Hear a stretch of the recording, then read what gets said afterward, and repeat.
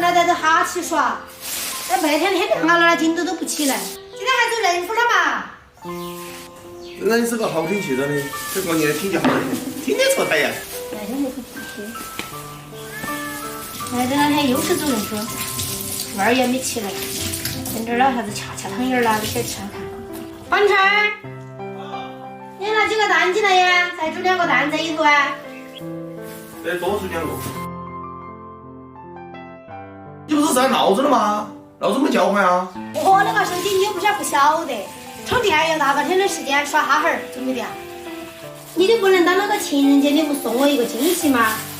你怕是给我个惊吓哟！稍微买个好点的手机，要一个大费子一条。倒点汤圆粉。你说买个趴活点的，买个棒棒，会给你个惊喜。汤圆粉里头加点温热水，闻着多香的。今天吃了个鱼，吃了个肝儿，没吃饭瘦啊！这我屁小啊，你已经小得多了。人家准备啊饭在那儿等着，你自己不吃了好不好？吃饭的机会都没得，光吃菜都吃不完。你老人都不像你了，是我了我都不想请你，我跟你说嘛。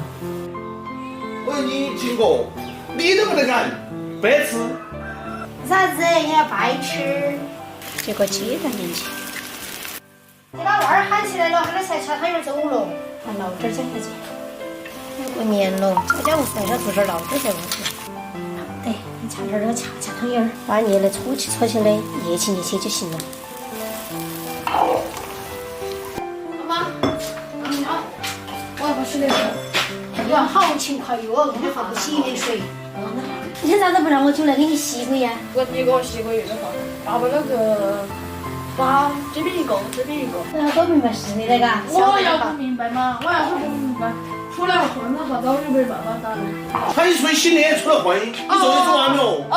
你说看你好凶，在哪些路上？那说这个娃儿不讲好的不成才。你说今天好没有？口都口。再坨冰糖，再放几个枸杞。你就是那种不成才的了，是噻？非得比那个娃儿成好大的才。